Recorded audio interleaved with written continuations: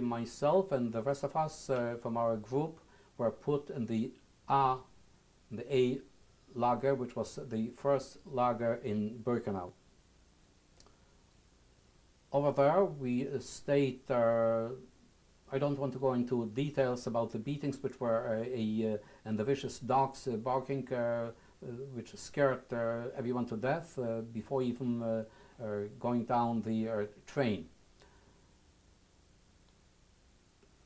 We were assigned again the A lager, which was a quarantine barracks in Birkenau, and we stayed there for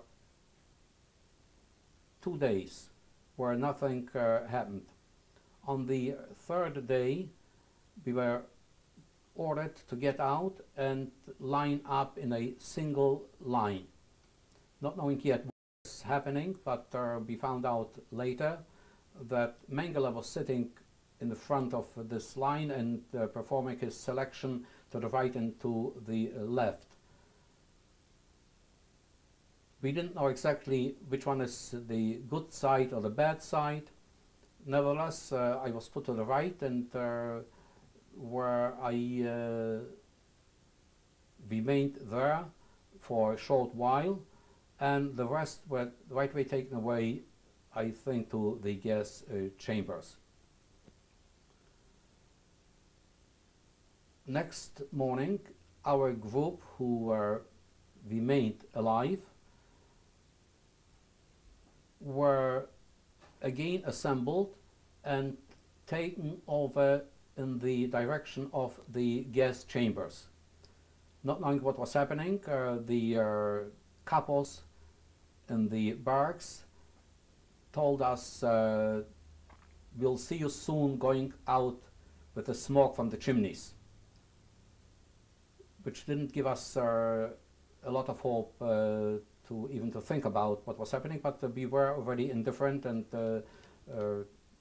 whatever will happen, nevertheless, having confidence and with our prayers to the Almighty, myself, I prayed constantly that He should deliver us from this situation too.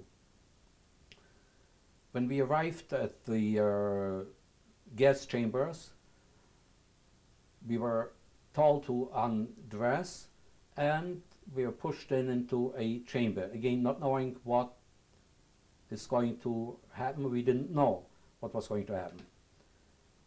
The doors were closed tight outside, and having heard from the capos that we are going to be gassed and that our bodies will go up in smoke through the chimneys, we were resigned for everything. Everyone tried to say his silent prayer, and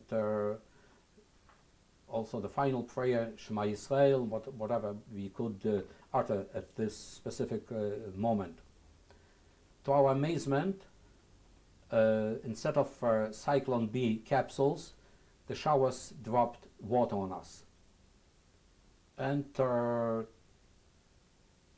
we didn't know whether to rejoice or not, but a fact that we were given a shower and not gassed. After a few minutes of the shower, the doors on the other side of the chamber opened, and we were ordered out from the other side. There was a very, I can recall distinctly, there was a July warm sun outside, and which helped maybe our spirits to that we came out alive from this gas chamber, and the sun helped a little bit to dry us up. We were given some sort of uniforms, a pair of trousers and a jacket and a pair of shoes with wooden soles, and led back to the barracks. In the barracks, I didn't go out in Birkenau itself. I didn't go out for to work. I stayed in the barracks for a few days until one day they asked us to assemble outside the barracks, and again people from different working locations came to look for workers for their enterprises.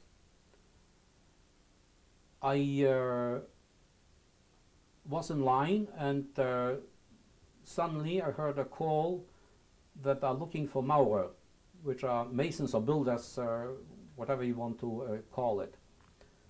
I readily jumped up and I said, I am a Maurer, having had some experience from Jaeger to lay some bricks, and I'm a Maurer, and they picked me out, and the very same day we were taken away from Birkenau to Lędzin Günthergrube, which was I would say about maybe 15 or 18 kilometers from Auschwitz. Could you spell that for us, please? Günthergrube, Lędzin was the name of the town, yeah, and it was Lendzin, which was the name of the town. Günthergrube, which will be Gunthergrube,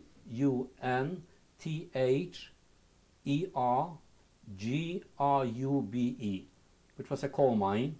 Yeah, there were many coal mines located in the vicinity of Auschwitz in Silesia. There were many coal mines, and the IG Farben, they were in charge of this specific location, where they started to construct a 16-story building about the coal mine in order to take out the different chemicals from the coal. And we started to build this in Günthergrube.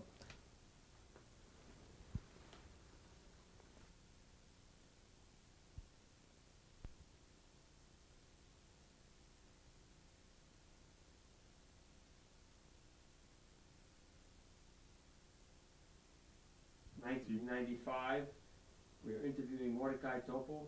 The interviewer is Miriam Horowitz. We are in Teaneck, New Jersey, in the United States, and the language of the interview is in English. Mr. Topel, is there anything in Günthergrube that you would like to tell us about? Any incidents, any special things? In Günthergrube, we are, myself, the first, I would say 6 weeks or 2 months, we were in a provisional camp. It wasn't yet the final camp that we ended to be in Günthergrube. And the living conditions were very poor living conditions. But we went out, the camp was run by the IG Farben industry, and we went out to work every day. Myself, again, being assigned as a Maurer, what we had to do is to go down the coal mines and build supporting pillars after coal was mined out from a certain situation.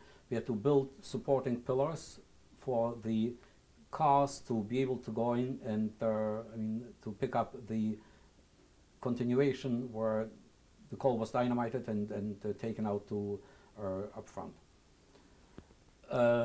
This didn't continue for too long, because I was taken out from this position to build those pillars down in the mine. I was assigned to help build the building itself, the 16-story building that they started to build for purification of the coal that was excavated from the mine. During the time that you were here at Günthergrube and in Blizyn as well, were there any attempts, secret attempts to follow the Jewish holidays, to pray together? What was the Jewish life like in the camps? I have to admit, unfortunately, that we lost track of Jewish holidays here.